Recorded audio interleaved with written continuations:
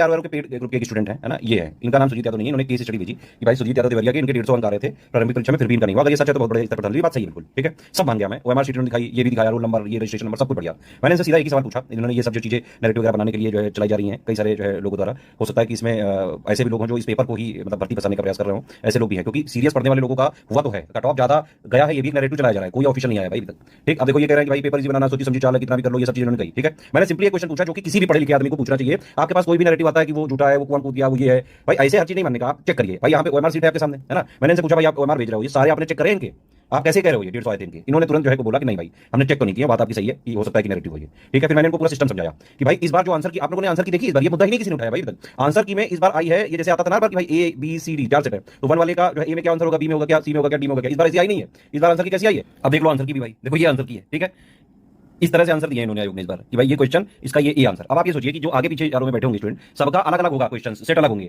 मतलब कुल मिला के जो 200 क्वेश्चन की में दिए वही सेम आपको भी मिले होंगे, लेकिन जो यहाँ नंबर 1 है वो आपके में क्या पता अलग नंबर का क्वेश्चन होगा कि नहीं, आप लोग बताइए खुद ये कमेंट करके। प्लस जो इनका ए में ड्रैगन लिखा है आपके में क्या पता ए में कुछ और लिखा हो, तो ये जो यहाँ ए लिखा है आपके में बी हो सकता है, सी हो सकता है, डी हो सकता है ना। तो अगर आंसर किसी आपको मिलाना है ना इस बार, तो बाकायदा आपको पेपर लेके बैठना पड़ेगा। ओएमआर से तो चेक ही नहीं कर सकते, आप कैसे चेक करोगे बताओ जरा मुझे, कोई वैज्ञानिक बताते कि भाई इस वाली चीजें ओएमआर से कैसे चेक कर सकते हैं। मैं आपको बता रहा हूँ कि अगर आप ये लोग प्रूव कर दो कि जो भी चीजें हैं ये भर्ती फंसाने के जो लोग प्रयास कर रहे हैं, भाई देखो मैं ये तो कहता हूँ कि हाँ हो सकता है कॉम्पिटिशन टफ हो, लेकिन ऐसा नहीं कि किसी का हुआ ही नहीं है। लोग ये वाला नैरेटिव चला रहे हैं कि भाई जिसका हुआ उसने पैसा दिया है, बिल्कुल बेवकूफ और मूर्ख लोग हैं, और ये लोग मेहनत करने वालों को डिमोटिवेट कर रहे हैं ये लोग। ठीक है, आप ये समझिए कि भाई इस स्कीम में अब पहला जैसे ये है कि भाई जो ये सुनीता विलियम्स जो आई थी रिटर्न, वो किस पे आई थी, तो ये जो यहाँ पे ए में ड्रैगन लिखा है ना, वो आपको अगर अपना आंसर चेक करना है तो पहली बात तो ये 1 नंबर है यहाँ पे, ये आप अपने में देखे होंगे कि भाई कौन सा नंबर का सवाल है। फिर आप जो यहाँ ऑप्शन लिखा है वो ऑप्शन अपने ढूंढेंगे, यहाँ पे ए लिखा है वो आपके बीसीडी हो सकता है। तो इस बार का पेपर का नंबर कैलकुलेट करना बहुत ज्यादा टफ है, और मैंने स्टूडेंट्स की मैथ देखी है, लोगों को पीसीएस वगैरह के पेपर में वहाँ 200 नंबर का होता है, 150 क्वेश्चन होते हैं, एक क्वेश्चन 4/3 का होता है, ये तक नहीं निकालना आता है बताइए।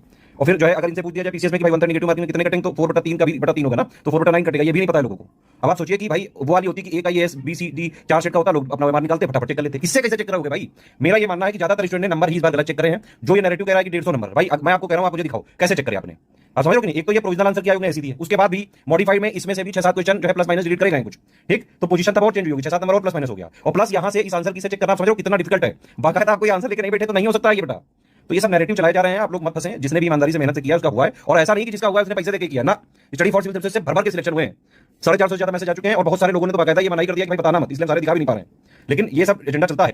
ये जो स्टूडेंट है इन्होंने खुद मान लिया ये चीज कि हाँ सर जो है मैं गलत हो सकता हूं। मैं ये नहीं कह रहा हूं, देखो मैं फिर से बता दूं कि पढ़े लिखे आदमी का ही कर्तव्य है कि वो फैक्ट चेक करे, रिसर्च करे, और पढ़े लिखे सब आदमी की तरह बात करे। ये नहीं किसी ने कुछ कह दिया कि हाँ भाई तुम्हारा कान ले गया कौवा, तुम कौवे पीछे भाग रहे हो। अबे अपना कान तो देखो पहले, वो लगा है कि कोई ले गया, सही बात समझो कि नहीं। मेरा ये कहना है कि भाई ना ही मैं इस सरकार पे कोई ट्रस्ट है मेरा, ना इससे पहले वाली सरकारों पे, सब मिलवा के खाते हैं। मैं आपको एक बात बता दूं, जीवन में कोई भी इंडिया में पार्टी सिर्फ अपने कार्यकर्ताओं के लिए, अपनी पार्टी के लिए काम करती है, आपके लिए कोई नहीं करता। आपको अपने लिए खुद मेहनत करनी पड़ेगी, इसीलिए किसी भी पार्टी पे आश्रित मत हो, सब एक है। और आप सिर्फ जो है, जैसे मैं तो भाई नोटा पे हूं, मुझे कोई फर्क नहीं पड़ता, ये सरकार रहे गिर जाए, दूसरी आ जाए, तीसरी आ जाए, मुझे कोई फर्क नहीं पड़ता, ऐसे ही आप भी रहो सिर्फ न्यूट्रल।